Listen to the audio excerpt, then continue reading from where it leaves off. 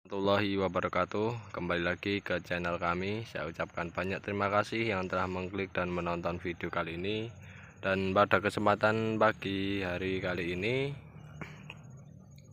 kita sedang berada di lahan bekas budidaya cabai, yang dimana kemarin ya setelah ditanami cabai juga ditanami kacang panjang.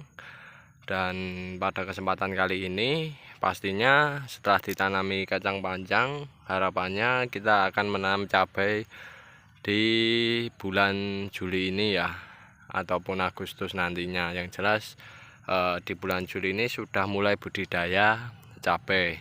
Salah satu langkahnya adalah pengolahan lahan, di mana pengolahan lahan ini kita lakukan setelah melakukan proses budidaya kacang panjang kemarin ya, yang tujuannya kacang panjang sendiri agar menyuburkan lahan budidaya itu sendiri, khususnya dalam proses biologi tanahnya.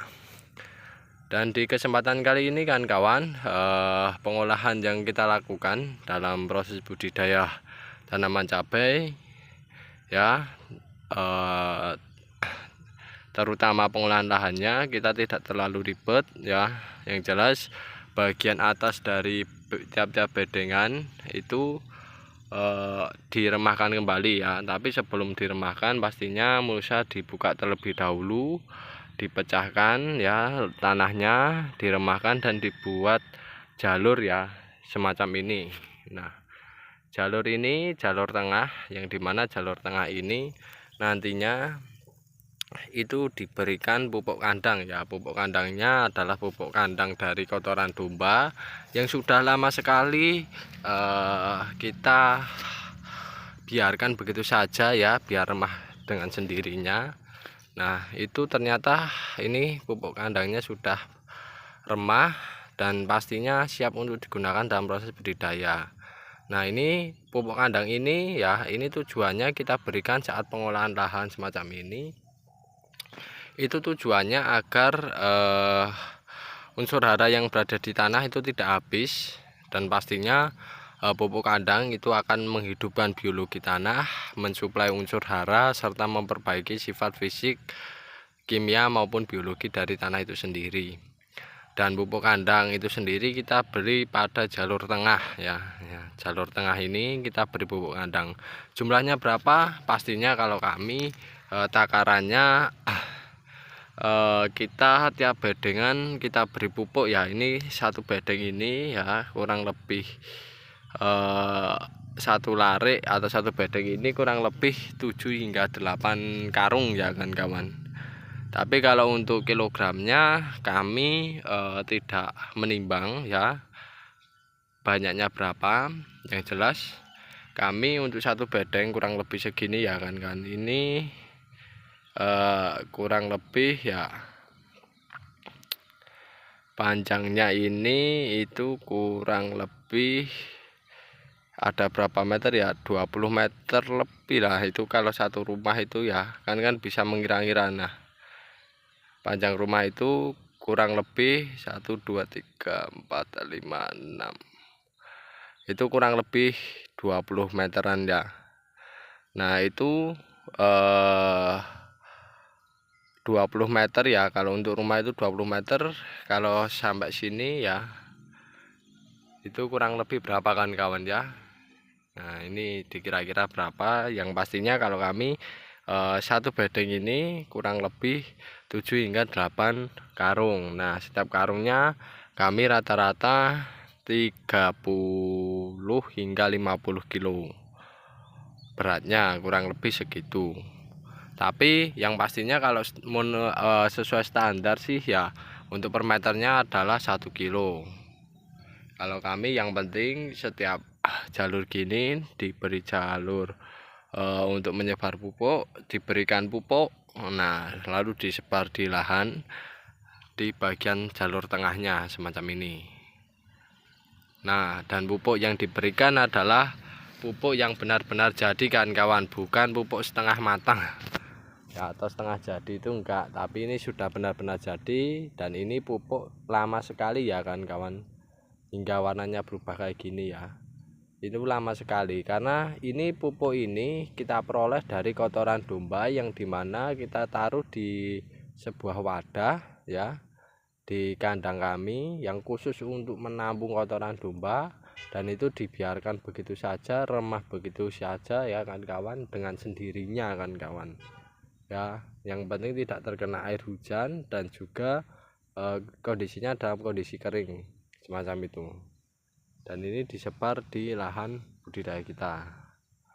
Nah, pengolahan lahannya ya cuma kayak gini, kita mengolah cukup meremahkan bagian atas dan membuat jalur bagian tengah, nanti ditutup kembali dengan menggunakan tanah kan kawan. Karena kalau kita membongkar ya tenaganya cukup lumayan banyak ya yang dikeluarkan semacam itu.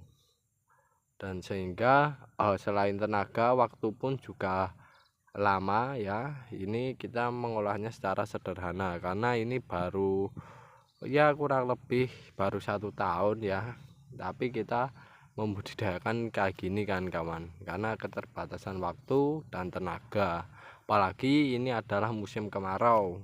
Nah, musim kemarau itu tanah sini itu modelnya gini kan keras ya, mengeras kan kawan. Kalau tidak dicangkul ya dengan kuat itu susah pecahnya ya kan kawan. Beda dengan kondisi di tempat kawan-kawan ya, ada yang kondisinya remah, ada yang kondisinya semacam ini, tapi kalau di tempat kami kondisinya keras. Jadi pengolahannya kami tidak terlalu banyak, kita hanya mengolah hanya bagian atasnya saja, bagian yang bersentuhan lah dengan akar dari tanaman cabai semacam itu. Bagian yang bersentuhan semacam itu di awal masa pertumbuhannya ya, karena kalau di awal masa pertumbuhannya kita berikan media yang cukup keras, itu juga kurang bagus kan kawan ya. Jadi pengalaman kami, kalau medianya itu cukup keras, tidak diremahkan terlebih dahulu atau tidak diolah, nah itu susah untuk pertumbuhan akarnya, sehingga tanaman cabenya istilahnya kuntet lah semacam itu. Tapi kalau ini kondisinya sudah sudah remah ya, sudah diolah, sudah diberi pupuk semacam ini, biasanya kalau untuk di awal-awal itu nanti pertumbuhannya bagus kan kawan ya, bisa normal lah kan kawan semacam itu. Harapannya kayak gitu, karena nanti kalau starter atau awalannya itu kecil, nah itu untuk pertumbuhan ke belakangnya itu sulit. Tapi kalau awalannya itu sudah besar, sudah normal, yaitu untuk pertumbuhan ke belakangnya insya Allah lebih mudah dan lebih gampang lah semacam itu ya, apalagi nanti perkembangbiakannya. Nah, kalau yang terpenting awalannya harus berikan media yang kondisinya sebaik mungkin lah kan kawan semacam itu, media sebaik mungkin. Nanti kalau sudah kondisinya bagus, di perjalanan, tengah perjalanan tinggal kita suplai terus dengan penggunaan pupuk, insya Allah nanti hasilnya juga akan bagus. Itu sepengalaman kami. Dan ini nantinya kalau sudah kondisi semacam ini, itu pastinya mengingat kondisi lahan di tempat kami kondisinya keras, pengolahannya juga minim ya kan kawan. Ini nantinya penggunaan air itu harus sering-sering dilakukan agar tanahnya kondisinya remah, agar tanahnya kondisinya tidak terlalu keras dan tanaman tidak mengalami kekeringan kan kawan ya, dalam proses budidaya masa vegetatif semacam itu. Dan nantinya ketika airnya selalu diberikan, insya Allah media ini lama kelamaan akan empuk, akan gembur, dan akan bisa menyesuaikan kondisi di lingkungan lahan budidaya. Tapi untuk awalan tetap perlu dilakukan proses pencangkulan, peremahan kembali untuk bagian atasnya kan kawan. Dan ini dilakukan secara sederhana saja, cukup di bagian atas lalu dibuat jalur dan di tengahnya diberi pupuk. Nah, penyebaran pupuknya mengapa kami berfokus ke tengah ya kayak gini, karena nantinya fokus tengah itu nanti akar itu ya mengarahnya menuju ke tengah. Nah, harapannya semacam itu, akarnya menyerapnya ke tengah. Lalu kalau kondisi di tengah, otomatis nanti ini bagiannya bagian tertutup. dengan penggunaan plastik mulsa. Nah, ketika bagian tertutup di bagian tengahnya itu tertutup, otomatis kemungkinan gulma-gulma yang berpotensi berasal dari kotoran domba ini itu bisa terminimalisir. Nah, semacam itu, karena tertumpuk dengan tanah dan kondisi bagian atasnya tertutup. Dan di sisi lain ya, kalau ini kita sebar itu nanti yang dikhawatirkan ya, pupuk itu jika disebar secara merata bagian samping kanan samping kiri itu nantinya ini kan kawan gulmanya itu untuk bagian samping-sampingnya itu cukup banyak. Nah, yang dikhawatirkan semacam itu. Dan di sisi lain juga penggunaan pupuk di bagian tengah ini nanti kalau terkena air, otomatis nanti penyebarannya ya, semisal terkena air bagian tengahnya itu nanti penyebarannya akan menyebar untuk ke bagian samping-sampingnya lah. Unsur hara cairan yang dihasilkan dari pupuk ngandang ini akan menyebar ke bagian samping-sampingnya mengenai bagian dari tanaman-tanamannya, semacam itu. Beda kalau disebar. Memang kalau disebar perakaran jauh lebih bisa mendekat dengan unsur haranya, akan tetapi yaitu pertumbuhan gulmanya merata kan kawan ya, tidak hanya di bagian samping saja, nanti bagian tengah, bagian dekat lubang juga ada lah gulma-gulma semacam itu, yang menurut kami ya lebih menyulitkan ya, kalau kami ya. Kami lebih suka kayak gini, bagian tengah tutup, nanti biar akar mendekati dengan sendirinya menuju unsur hara ini.